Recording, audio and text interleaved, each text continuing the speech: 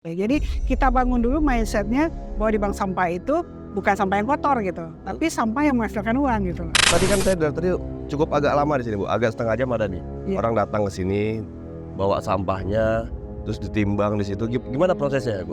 Setelah kita edukasi, mereka paham bahwa sampah yang di rumah mereka kalau dibawa ke sini punya nilai loh gitu. Jadi pitih. Jadi pitih, Yuk, jadi ameh. yuk. Tapi kita cukup bagi edukasi mereka, cukup bagi 5 dulu. Ada plastik, ada kertas, ada kaca, ada logam, ada tekstil. Iya, bahkan pemulung bermitra dengan kita.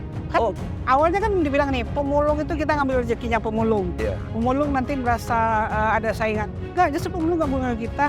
Dengar-dengar Ibu dapat penghargaan nasional ya? Alhamdulillah. Ada beberapa penghargaan nasional yang sudah dapatkan berangkat dari latar belakang kegiatan yang berbeda. Di Padang sendiri ini ada berapa total nasabah? Posisi sekarang, di data terakhir kita 4.000-an. Wih, 4.000 nasabah? Ya saya sebelumnya nggak sanggup kayaknya.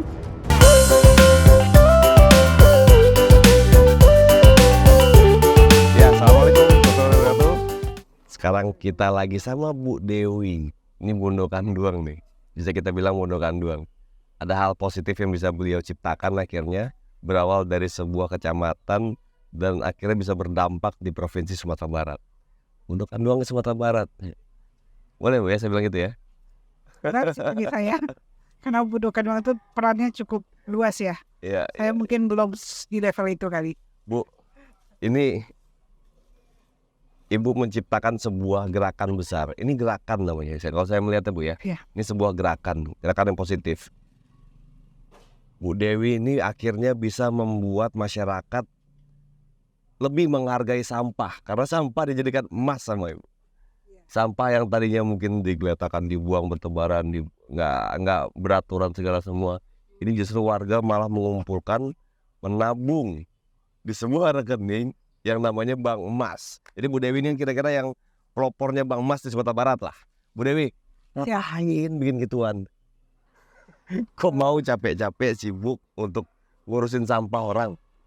Sebenarnya bukan capek, bukan sibuk ya. Karena kita melihat situasi. Pertama situasi. Yo. Yang kedua, kalau kita ingin bermanfaat ya harus punya sesuatu. Dan sesuatu itu akhirnya memang benar-benar dirasakan oleh masyarakat.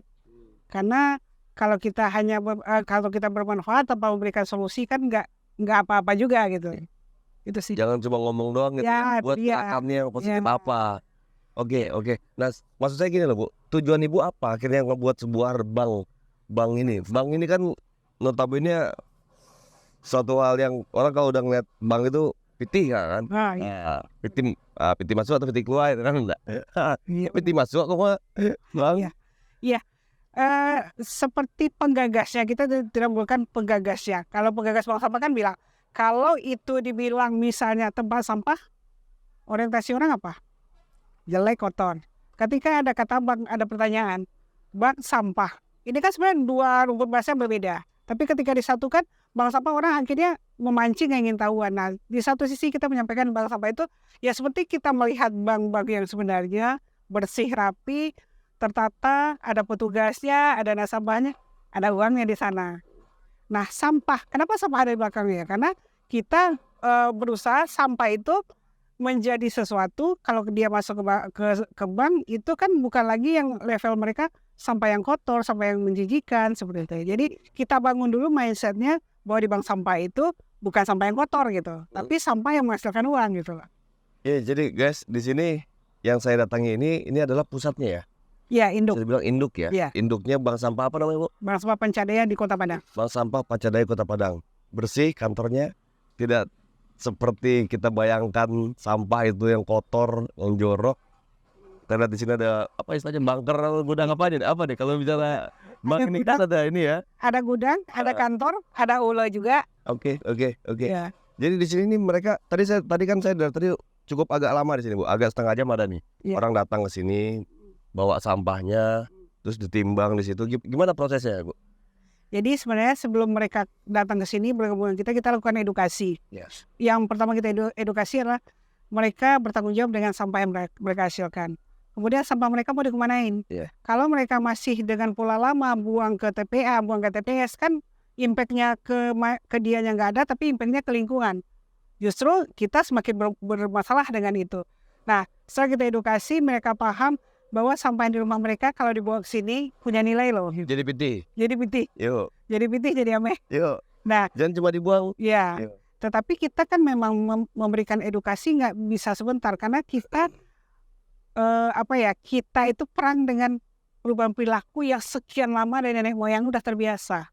Biasa bakar, biasa buang ke sungai, biasa kalau kita di Padang biasa buang ke Para gitu kan, selagi itu luas gitu kan, Iya. masih aman gitu kan, punya kita gitu kan. Tetapi kan mereka belum teredukasi bahwa selain dampak tapi ada sesuatu yang akan mereka dapatkan ketika sampah itu mereka kelola dengan baik. Oke. Nah, setelah mereka paham, mereka pasti yang datang sendiri untuk bergabung, bukan kita yang ngajak. Tugas kita hanya edukasi, tidak mengajak. Jadi nggak ada marketingnya nih Bang ya? Marketingnya berjalan dengan sendirinya. Oke, kita marketingkan lah ini. Ayo teman-teman nih sambil kita banyak ngobrol nih sama Bu Dewi ini, jangan lupa kita bagikan nih hal positif yang harus kita bagikan. Iya. Kita share di mana-mana. Bu Dewi, ini kan gini Bu Dewi ya. Balik lagi tadi Bang itu bicaranya kembali ke pasti ada uang yang dihasilkan. Iya. Khususnya bagi masyarakat ya. Mereka akhirnya punya rekening sendiri gitu. Iya. Jadi mereka nabung, mereka punya rekeningnya, ada saldonya berapa. Iya. Jadi dipilah-pilah tuh misalnya, itu kan ada banyak macam-macam sampah. Ada Iya. berapa kategori sampah misalnya tuh Bu? Kalau jenis kategori sampah tuh di atas 100. Tapi kita 100. cukup bagi edukasi mereka, cukup bagi 5 dulu. Ada plastik, ada kertas, ada kaca, ada logam, ada tekstil. Oke. Nah, nanti setelah mereka berjalannya waktu, kita kasih tahu lagi, plastik itu kategorinya ini loh, ada sampai 80. Nah, nanti kalau ingin barang ibu lebih mahal lagi, bapak lebih mahal lagi, ini dipilah lagi. Nah, jadi edukasinya berjalan seperti itu. Jadi nggak dari awal kita kasih tahu, ini harus terpilah sekian jenis ya, mereka akan bingung. Tapi cukup dengan 5 kantong terpilah istilah kami seperti itu. Oke, nanti yang memilah baru sini. Nggak, tetap mereka. Tapi edukasi awal kita kasih taunya 5 jenis dulu kan. Nanti setelah mereka datang ke sini, kita edukasi seperti tadi ini. Ini nanti tutup sama labelnya dipisah ya, ini harganya berbeda. Nah, dengan sendirinya kan akan tersimpan di memori mereka. Karena langsung simulasi di sini kan. Oke. Ya, seperti Dan itu tertulis di rekening nanti. Iya. Tutup botol gitu. Nah, Oh. jadi tutup botol itu kelasnya ke KW1, dia ada nama-nama sendiri kan. Iya. Nanti mereka akan tahu dengan sendirinya. Oh. Berproses. Oke, yang paling mahal tuh apa Bu? Misalnya yang dikonversi jadi Kalau- rupiah jadi ya. Kalau untuk kelas plastik ya yang paling mahal itu adalah botol sampo. Oke. Tutup botolnya Itu beda kategori ya. beda. Karena bahannya pun beda mereka. Ada LDPE, ada PET, Oke. ada PS. Tapi untuk menghafal itu nanti berproses mereka. Oke. Bukan dari awal kita kasih tahu. Karena Iya, mereka mikirnya berat kalau dari awal. Ya udah capek duluan lah Iya. ya, panjang palawa kan. Iya. Gak jadi akhirnya wah, Iya. memilah sampah itu kan. Iya, jadi itu menjadi Saat mereka merasakan manfaatnya baru Ibu. iya, Oke. kita masuk ke situ. Nah, kalau ingin lebih mahal harus seperti ini. Ini kategorinya terpilah lagi. Oke. Tapi kalau ibu nggak mau ribet, jadi kita nggak ngasih beban ya. Kalau ibu belum mau detail, nggak apa-apa. Kategori ini dulu. Tapi nanti ibu harganya nggak sama dengan mereka ya. Itu dari awal kita kasih tahu.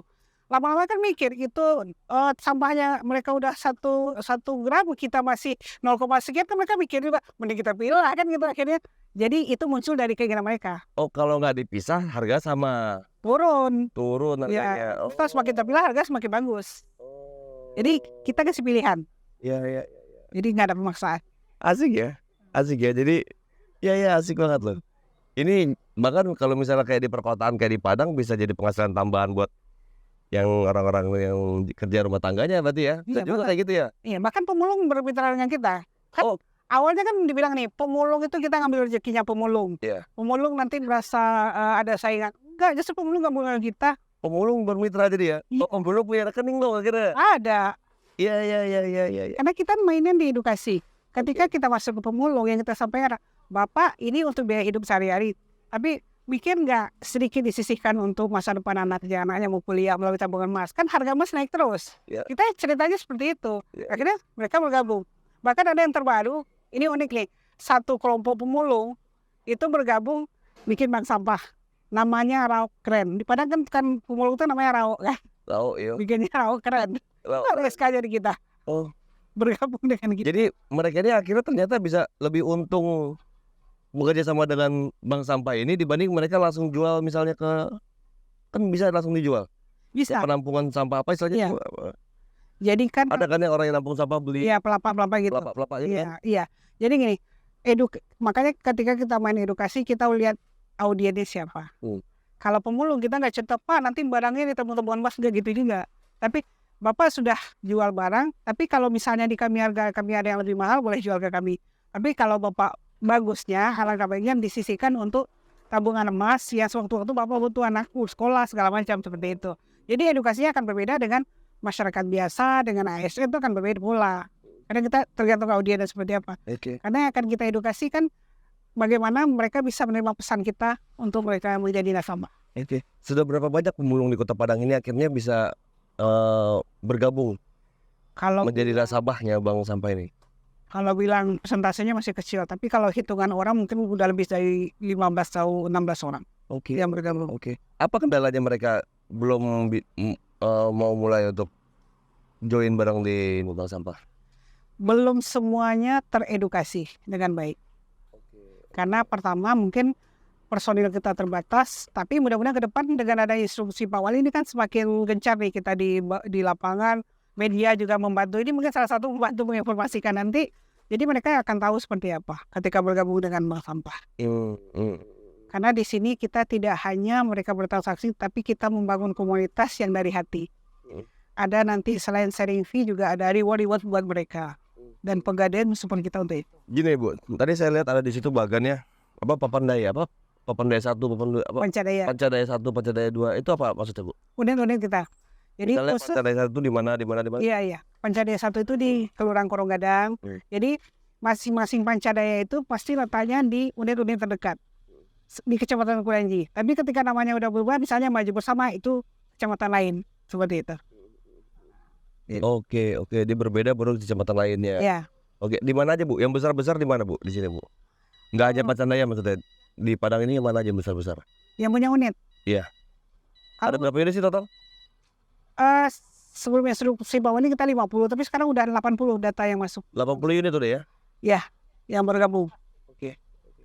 Tapi kalau untuk Kota Padang yang Bank Sampah Indo yang punya unit ya cuma kita. Ada berapa unit total Bu yang Ibu kelola sekarang? 80. 80 unit? Itu istilahnya unit itu cabang-cabang lah ya? Iya. Jadi ada kepala cabang yang per unit ya? Ya sama ada direkturnya juga. Ada direkturnya juga? Ada direktur, ada sekretaris sebenarnya sama dengan kita di sini. Gua di sini kayaknya kan karena kita ada unit banyak, di sini dia direktur utama kan, di sana direktur aja gitu. Iya. Dan mereka itu akhirnya yang mau ingin membangun unit, mereka ada sharing fee juga di situ? Oh iya. Oke. Jadi sistem yang kita pakai adalah sistem bagi hasil. Pertama, kenapa kita pilihan itu? Yang pertama karena kita mengolah uang masyarakat. Jadi nggak mungkin kan ketika kita rugi kita minta ganti ke masyarakat. Ketika kita ambil untung otomatis ketika harga jualnya anjlok kan kita jadi utang ke masyarakat. Nah jadi kita nggak punya talangan dana kan. Nah ketika sharing fee berapapun penjualan kita kan tetap bagi walaupun kecil.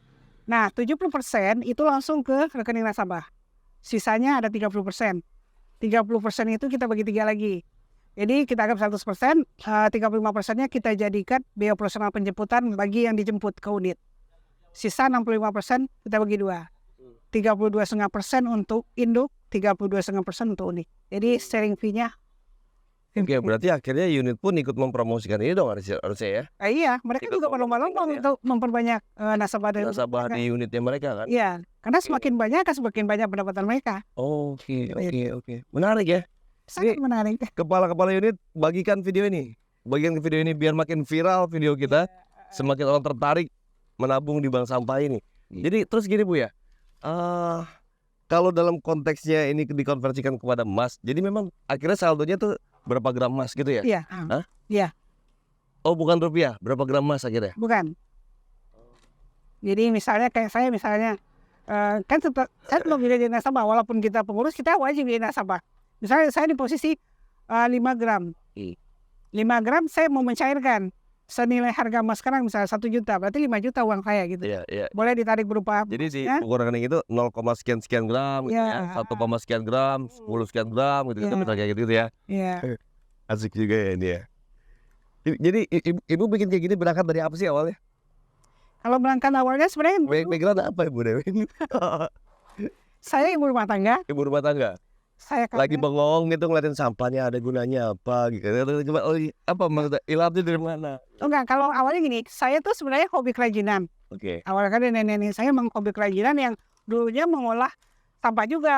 Misalnya dulu, kalau dulu kita ingat waktu saya kecil tuh bikin bunga mawar itu dari bungkus permen hek gitu ya. Nah itu kita bikin. Nah ketika dewasa otomatis kan kita tetap terpikir seperti itu. Nah satu kali saya diajak pelatihan oleh PKK waktu itu untuk mengikuti pelatihan kreasi sampah dan manajemen. Saya masih memilih waktu itu kreasi. Tapi karena kelasnya cepat keluar, saya akhirnya nongkrong di yang manajemen. Saya baru nggak di situ, ini kayaknya bisa kita lakukan ya seperti yang disampaikan. Cuman kan saya dapat udah di tengah-tengah. Akhirnya minta nomor kontak salah satu penggiat itu. Akhirnya saya konsultasi, saya bawa cerita ini ke RT waktu itu. Ya namanya ini belum populer ya, beliau namanya sebagai orang yang dituakan itu, ya nggak apa jalan aja, nanti kita support. Nah sebatas itu. Tapi kan beliau nggak paham juga. Saya juga pahamnya baru setengah karena baru kan. Saya coba cari memang cari di media segala macam. Karena itu belum 2011 itu belum populer kan waktu itu. Dapat informasi. Tapi saya jalankan 1 bulan 2 bulan nggak bergerak nih. Ketika itu saya punya PAUD. Saya terapkan ini menjadi program di PAUD. Jumat bersih, Jumat ibadah. Murid-muridnya saya suruh bawa sampah yang mereka produksi sendiri. Bungkus permen, kotak susu. Awalnya itu hanya saya jadikan APE, alat permainan edukatif. Tapi kan saya mikir, ini sudah dijual juga sih sisanya. Kerjasama pemulung. Dijual sama pemulung, ada uangnya kita masukkan ke tabungan anak-anak PAUD awalnya. Saya sempat didemo sama ibu-ibunya, kenapa anak saya disuruh mulung gitu. Walaupun di rumah sendiri. Tapi setelah saya sampaikan, alhamdulillah. Di demo ya. Anak saya ikut jadi pemulung gitu. Iya. Karena mereka di rumah juga berebutan sampah kan. Iya. Nah, ini kan kita ngajarin budaya yang baik bagi anak-anak kecil soalnya kan dari kecil iya. gitu ya. Karena saya mulainya dari PAUD. Iya. Karena tempat yang paling efektif bagi saya memang PAUD. Karena ibu-ibunya nggak bisa diedukasi, masyarakat saya juga cuek aja. Akhirnya satu-satunya saya punya kan Yang masih segar, masih fresh ya. dan Diedukasi dia. anak-anak itu kan patuh kepada guru. Ya asas manfaat juga sih, tapi setidaknya akhirnya walaupun awalnya sempat di demo di ini, akhirnya mereka mau juga. Malah setting akhirnya ya. Iya, akhirnya Ya memang beberapa hal baru itu biasanya hambatannya di situ kan, di saat banyak kontra merubah ya. tradisi kan. Iya. Tradisi sudah ada hal baik misalnya yang masuk, itu kadang kontranya tuh lebih ini ya. Karena merubah perilaku itu kan berat. Betul berat banget. Iya. Ya soalnya merubah perilaku sangat berat lah Ibu ya. Terus gini Bu, dengar-dengar Ibu udah dapat penghargaan di nasional ya? Alhamdulillah. Ada beberapa penghargaan nasional yang sudah dapatkan berangkat dari latar belakang kegiatan yang berbeda. Oke. Jadi saya di Posyandu, saya juga ceritanya sampah. Posyandu, jadi gimana ceritanya? Saya itu kader Posyandu, kader PKK, kader LBS. Bank sampah ini akhirnya pilihan terakhir sebenarnya. Oke. Jadi ketika di Posyandu saya sudah teredukasi dengan masalah manajemen bank sampah. Saya masukin di Posyandu, kemudian di PKK. Walaupun dari 10 satu yang paham, nggak apa-apa saya jalan terus gitu. Bahkan ketika ini tidak disupport lagi oleh siapapun, saya tetap jalan. Karena beban saya satu, orang udah tahu saya mau sampah, diundang jadi narasumber, terus tiba-tiba saya nggak punya bank sampah. Kan lucu, jadi beban juga. Nah, mungkin semangat itu yang terus saya bawa. Tapi saya berpikir kalau saya mundur, nggak banyak loh orang seperti saya gitu. Bukan menganggap saya yang paling ya, tapi saya belum melihat orang yang benar-benar mau terjun dengan hal sampah yang tidak menjanjikan apa-apa. Dan justru banyak rintangan sebenarnya. Tapi saya merasa tertantang di situ. Kalau nggak saya mulai kapan? Nah alhamdulillah saya ikut lomba. Kan ketika lomba kita harus ada inovasi. Saya mau cerita ini, menang. Akhirnya setiap event saya diikutkan lomba supaya nanti bisa menang lagi dengan cerita ini. Karena cerita ini kan cerita inovasi yang dipandang waktu itu belum menjadi sesuatu. Alhamdulillah beberapa event saya menang sampai nasional, sampai bina keluarga remaja. Saya juga membawa cerita ini, ya sempat juara 1 nasional. Dan yang terakhir kita dikasih penghargaan oleh Kementerian Perikanan Kelautan karena saya juga memberdayakan nelayan dari sampah-sampah yang dari laut untuk dijadikan tabungan emas. Jadi kalau selama ini mereka melaut 30% dari yang mereka dapatkan itu adalah ikannya, 70% sampah, kenapa enggak sampah 7% kita jadikan emas juga? Dia di laut aja diambil sama dia. Sungai saya juga Iya, iya. ikut ambil. Di sungai juga ya. Ya, karena kalau sungai itu lebih, karena saya sering posting di Facebook, ada satu NGO asing yang tertarik, hubungin, bisa kita kerjasama nggak? Saya pikir sekedar beres-beres gitu aja, aksi di sungai. Ternyata mereka datang ke sini berkelanjutan. Akhirnya kita dipercaya untuk mengelola sampah di sungai. Alhamdulillah itu juga disupport. Iya, iya, iya. Kalau sampah masyarakat Ibu tanam juga nggak? Harus dibersihkan sama masyarakat. Aduh, Kirain ada tabungan juga sampah masyarakat gitu kan. mungkin Ada yang mengajukan diri gitu kan atau apa. Iya, iya, iya. Bu, akhirnya di Padang sendiri ini ada berapa total nasabah? Bank posisi sampah. sekarang Hmm. di data terakhir kita 4 ribuan. 4.000 nasabah. Ya saya sebelumnya nggak sanggup kayaknya.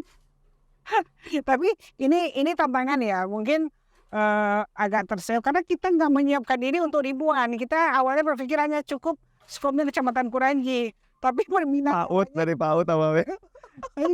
nggak gini. Tapi ya mungkin sekarang dengan adanya apa ya, keluh kesah kami disampaikan ke Pak Wali Kota, Pak Wali Kota merespon dengan baik sehingga lahirlah instruksi Sekda yang mewajibkan setiap ASN. Karena gambaran kami lah, ASN itu harus jadi contoh dulu. Kalau mereka ngomong ke orang, mereka nggak jadi contoh kan mental lagi. Iya. Nah, mulai ini udah mulai direspon dan 1 bulan ini kita kelabakan karena seluruh ASN harus daftar ada kita harus melayani. Iya, iya. Nah seperti itu. Ibu orang Minang, Bu? Setengah Minang. Iya. Apa suku, Bu? Betul. Suku Koto. Nih, bangga orang suku Koto dia. Punya bendokan dua kayak begini Bu Dewi dia. Alhamdulillah. Bu Dewi. Ini kan ini besarnya ini baru di Padang nih. Iya. Ya, harapan Ibu cita-citanya apa nih, Bu? Mungkin Padang saya jadikan sebagai percontohan Pilot untuk project. nasional. Iya, pilot project. Kayak seperti PAUD kemarin dulu. Iya, mudah-mudahan. Ya. Karena PAUD kemarin sempat menasional juga gara-gara PAUD ikut untuk program lingkungan bersih sehat menasional. Mudah-mudahan ini menasional, tapi insya Allah bisa menasional. Alhamdulillah karena saya juga ketua Forum Sahabat Mas Pulih Sampah Indonesia yang membawahi hampir 200 bank sampah seluruh Indonesia. Alhamdulillah saya di Padang bisa memberikan contoh kepada teman-teman di seluruh Indonesia untuk ini kita sama-sama menjadikan pilot project di kabupaten kota masing-masing. Ya. Ini perlu saya serap betul ini aspirasinya. Saya kebetulan di DPR, Bu. Saya staf khusus pimpinan DPR, Wakil Ketua DPR RI. Iya. Jadi nanti ini hal yang perlu kita banggakan, ya, Bu. Nah itu kami butuh orang-orang seperti Bapak yang nanti akan mengangkat ini menjadi satu apa ya? Kalau di luar negeri kita bilang, oh Singapura bagus, ini bagus kan cerita di luar ya. Harusnya kita bikin cerita sendiri di Indonesia seperti itu. Iya. Mungkin orang-orang seperti Bapak nanti yang bisa mensupport kami. Iya. Ini harus dijadikan isu nasional dan ini berangkat dari ranah Minang itu, Pak. Siap. Ini kan selalu membanggakan, Bu ya. Ya. Buat kita orang-orang Minang ini kadang-kadang kebanggaan terhadap Minangkabauan ini kan Oh iyalah. luar biasa walaupun di tanah rantau loh, Bu. Iya. Kita harus ini jangan cuma penontonnya jangan cuma dari sini. Orang-orang Jakarta, orang Kalimantan, orang Sulawesi harus melihat ini. Mudah-mudahan Minangkabau ini bisa menjadi tempat percontohan di manapun itu berada. Ibu kalau didatengin sama orang-orang gimana? Gak apa-apa tuh ya? Siap. Ya. Ini belajar dari PAUD menuju Bank Sampah Dunia gitu ya. Mudah-mudahan. Iya. Oh, Mudah-mudahan. Ibu ada nggak belajarnya itu yang Ibu contoh itu dari mana gitu misalnya? Yang Ibu lihat itu oke dari media tapi orang yang Ibu lihat kan ada kursusnya dulu, trainingnya Ibu. Misalnya sekolah sama siapa dulu gitu. Kan ini skema sistem yang agak cukup rumit. Kalau misalnya Ibu otodidak aja cuma sekedar guru PAUD misalnya gitu kan. Iya. Membuat skema sistem ini Kita kan sebenarnya ATM ya Pak. Amati, tiru, modifikasi. Saya selalu belajar. Jadi saya gini, setiap keluar daerah kita misalkan ada event-event kita lomba. Terus biasanya kan dibayarin pemerintah tuh lomba. Saya selalu bilang, ntar tiket pulang saya mundur ya. Saya pasti akan mencari bank sampah sudah berjalan.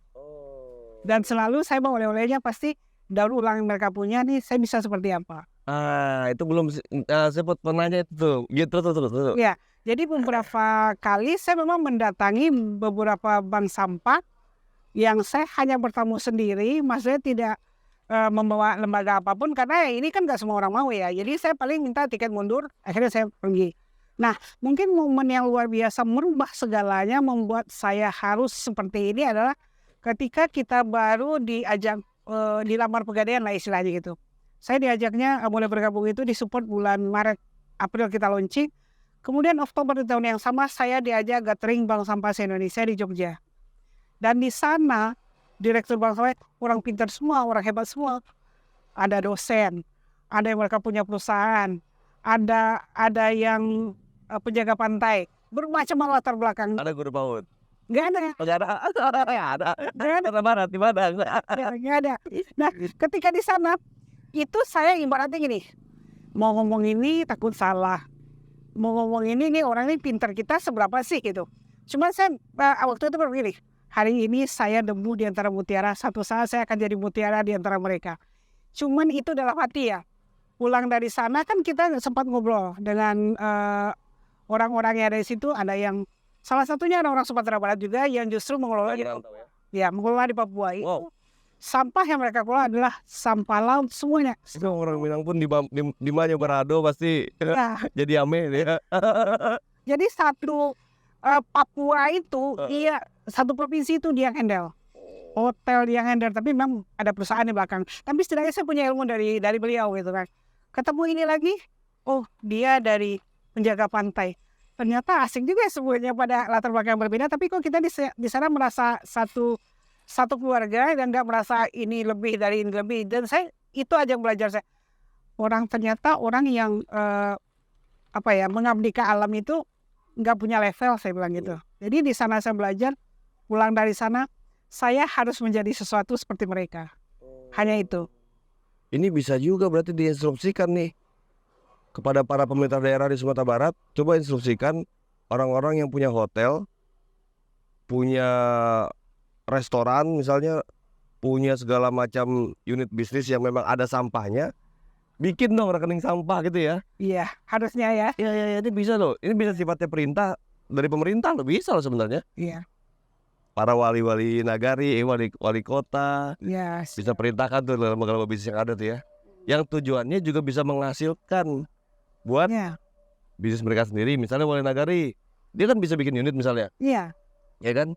Itu bisa menghasilkan juga buat nagarinya. Negarinya iya benar. Karena sharing fee di sana. Iya. Iya. Menarik. Ya peluang sih. Jadi nggak ada alasan sih sebenarnya mendirikan bank sampah itu harus punya modal. Nggak ada modal. Modal cuma niat.